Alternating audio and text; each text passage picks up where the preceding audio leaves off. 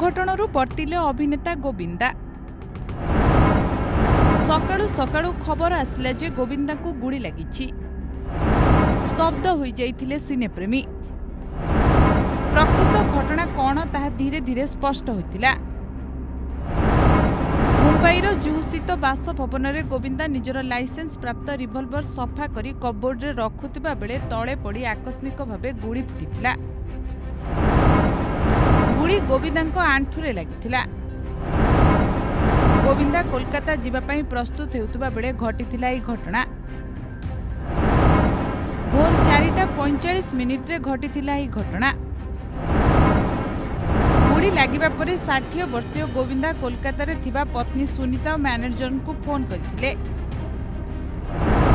Manager Shashi ସିହ୍ନାଙ୍କ କହିବା ଅନୁସାରେ ଏକ ଶୋ କରିବା ପାଇଁ ଗୋବିନ୍ଦା କୋଲକାତା ଯିବା କାର୍ଯ୍ୟକ୍ରମ ରହିଥିଲା।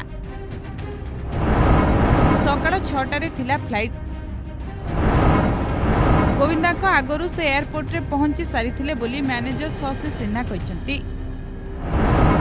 ଘଟଣା ପରେ ପୋଲିସ ପହଞ୍ଚି ଗୋବିନ୍ଦାଙ୍କୁ ତୁରନ୍ତ ଜୁହୁସ୍ଥିତ କ୍ରିଟିକେୟାର ହସ୍ପିଟାଲ ନେଇଥିଲା। ଡାକ୍ତର ଗୋବିନ୍ଦାଙ୍କ ଗୋଡ଼ରୁ ବୁଲେଟ୍ ବାହାର କରିଛନ୍ତି। ଗୋବିନ୍ଦାଙ୍କ ଅବସ୍ଥା ସ୍ଥିର ରହିଛି ବୋଲି ଜଣାପଡ଼ିବା ପରେ ଆଶ୍ୱସ୍ତ ହୋଇଛନ୍ତି ଅଭିନେତାଙ୍କ ଲକ୍ଷ ଲକ୍ଷ ପ୍ରଶଂସକ। ଆଶ୍ୱସ୍ତ ହୋଇଛି ସିନେ ଜଗତ। 60 ବର୍ଷୀୟ ଗୋବିନ୍ଦାଙ୍କ ଦ୍ରୁତ ଆରୋଗ୍ୟ କାମନା କରିଛନ୍ତି ତାଙ୍କର ଅସଂଖ୍ୟ ପ୍ରଶଂସକ। ପ୍ରଶଂସକଙ୍କୁ କୃତଜ୍ଞତା ଜଣାଇଲେ ଗୋବିନ୍ଦା।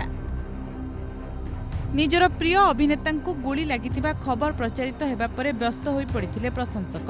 ଅବସ୍ଥା ସ୍ଥିର ହେଲା ପରେ ଗୋବିନ୍ଦା ଏକ ଅଡିଓ ବାର୍ତ୍ତା ଜାରି କରି ପ୍ରଶଂସକଙ୍କୁ ସେମାନଙ୍କର ପ୍ରାର୍ଥନା ପାଇଁ ଧନ୍ୟବାଦ ଜଣାଇଛନ୍ତି। ସେ ଏବେ ବିପଦରୁ ମୁକ୍ତ ଅଛନ୍ତି। ଭୁଲବଶତଃ ଗୁଳି ଲାଗିଥିଲା। ସବୁ ବାବାଙ୍କ ଆଶୀର୍ବାଦ। ମୁଁ ଡାକ୍ତରମାନଙ୍କୁ ଧନ୍ୟବାଦ ଦେଉଛି ବୋଲି ଅଡିଓ ବାର୍ତ୍ତାରେ କହିଛନ୍ତି ଗୋବିନ୍ଦା। ଆସନ୍ତା 48 ଘଣ୍ଟା ମଧ୍ୟରେ ଗୋବିନ୍ଦା ହସ୍ପିଟାଲରୁ ଡିସଚାର୍ଜ ହେବେ।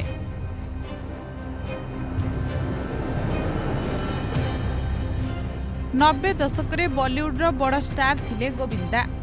80 ଦଶକର ପ୍ରାରମ୍ଭରେ ଫିଲ୍ମ ଜଗତରେ ପାଦ ରଖିଥିଲେ ଗୋବିନ୍ଦା ଆହୁଜା। ଆକ୍ସନ, କମେଡି ଓ ଫିଲ୍ମ ଡ୍ରାମାରେ ଅଭିନୟ କରି ପ୍ରଶଂସା ସାଉଣ୍ଟିଛନ୍ତି ଗୋବିନ୍ଦା।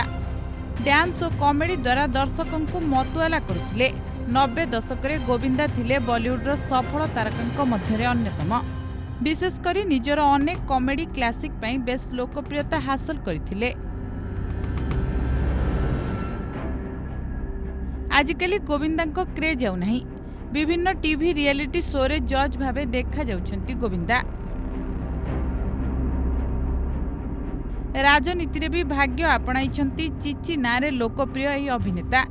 2004 ଲୋକସଭା ନିର୍ବାଚନରେ ଗୋବିନ୍ଦା କଂଗ୍ରେସ ଟିକେଟରେ ମୁମ୍ବାଇରୁ ନିର୍ବାଚିତ ହୋଇଥିଲେ। ରାମ ନାୟକଙ୍କ ଭଳି ଜଣେ ବରିଷ୍ଠ ନେତାଙ୍କୁ ହରାଇଥିଲେ ଗୋବିନ୍ଦା।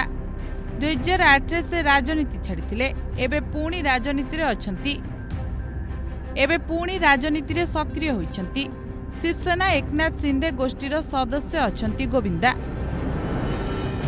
ବ୍ୟୁରୋ ରିପୋର୍ଟ, ଓଡ଼ିଶା ସମ୍ବାଦ।